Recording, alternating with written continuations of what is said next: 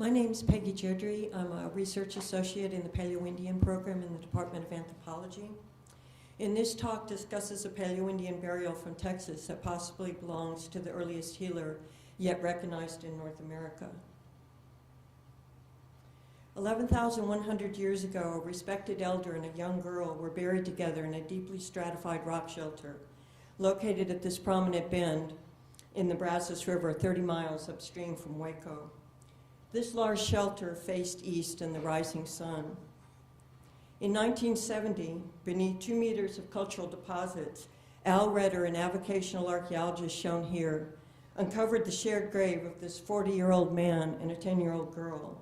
And the grave was centrally placed within a residential living area. This is a forensic reconstruction of the man made by Amanda Danning and Doug Owsley. Most funerary items were associated with him, including a tight group which was under his head, which I believe is a medicine bundle. It is likely that these tools were once bundled together in a perishable hide or textile wrapping. And imprints on the ochre nodule within this bundle were individually wrapped with plant material, which left its imprint on the underside of the ochre. For 40 years, archaeologists have interpreted these belongings as a flint knapper toolkit for the manufacture of stone tools. But when this collection came to the Smithsonian, it was recently donated to the Smithsonian, we began use-wear and residue analysis studies that indicated that these tools were something else. The deer antlers are not flint knapping billets, and there's no signs of percussive wear on them. Instead, there's rounding, polish, and striations from their use, I believe, as pestles in a concave mortar. The tortoiseshell bowls show use wear, polish, striations, and red ochre residues as well. And their curvature matches the pestles and strongly implies their combined use, as does a fourth turtle shell, which also cradled another antler tool, which is not shown here. The diagonally cut bone tool at the far left, I believe, was used as a stylus. A similar tool with red ochre residue on it was found in Blombos Cave, South Africa, in a workshop that produced 2 toolkits used to process red ochre 100,000 years ago. A similar diagonally cut bone tool made from a metatarsal of white-tailed deer, or a deer, not whitetail, with red ochre residue on it was found in a 9,000-year-old shaman burial in Germany. Evidence suggests to me that the Hornshelter elder was involved in body modification, including body painting and scarification, perhaps tattooing. These are worldwide practices that are often associated with healers and others who lead initiations. At the left is the incised red ochre in a red pigment processing kit formerly described from Blombos Cave. And on the right are 12,000-year-old tools that are thought to have been used in tattooing and red pigment production in the Upper Paleolithic of France in the Magdalenian era 12,000 years ago, and include a reindeer bone bowl with red ochre residue.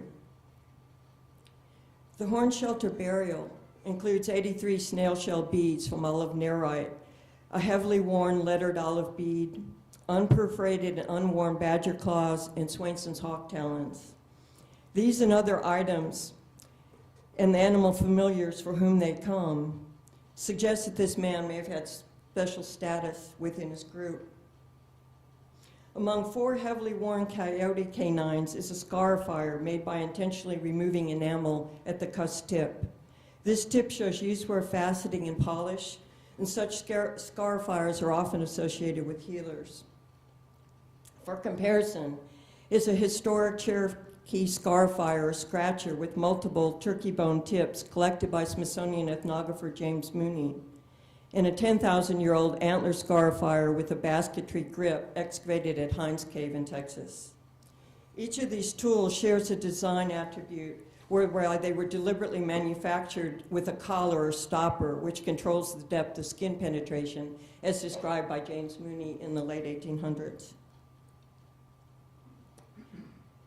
Doug Owsley documented unusually well-developed interosseous crests on both the forearms from this man that strongly suggest he was habitually engaged in activities other than hunting.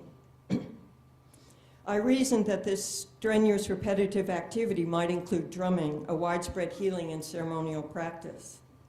The earliest archaeological suggestion of shamanic drumming is a possible ivory drum beater from the Gravettian, dated approximately 25,000 years ago, from a burial believed to be of a shaman in Moravia.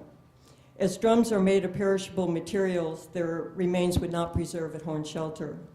Doug and I are discussing ways to explore this drumming hypothesis. He recently observed that an indigenous shaman from the historic era in Canada also shared the particular lower forearm muscle development documented here at Horn Shelter, which is intriguing but awaits further information. Two notable shaman burials roughly contemporaneous with Horn Shelter include a young woman buried with an infant 8,000 to 9,000 years ago in Germany, and a reconstruction of which you see on the left with the accoutrements found with her, and an older woman buried 12,000 years ago in the early Natufian in Israel. Both these graves contain multiple tortoise shells and other items similar to those found at Horn Shelter. The Horn Shelter individuals were buried with deliberate care and respect, and the man was richly bestowed with funerary items, and which appeared to me that he may be a healer and one of the first from the paleoindian period of North America that's been discussed. It was a real privilege to work with this individual and have an opportunity to learn from it. And many people who have visited our lab, including a number of Native American individuals, have all felt the same way, that it was quite a privilege to get to work with these people.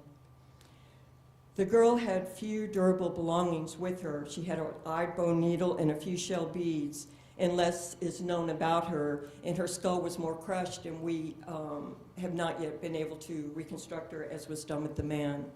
The cause of their death and their genetic relationships between them and their heritage is as yet uncertain.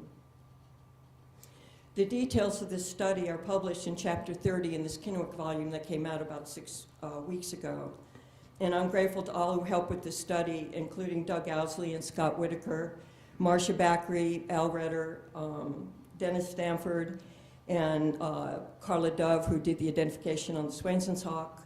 And I'd like to thank several of my Native American friends who are also healers, who are very modest and I think prefer at this point not to be named individually. And I want to thank Kay for the invitation to present this information. Thank you.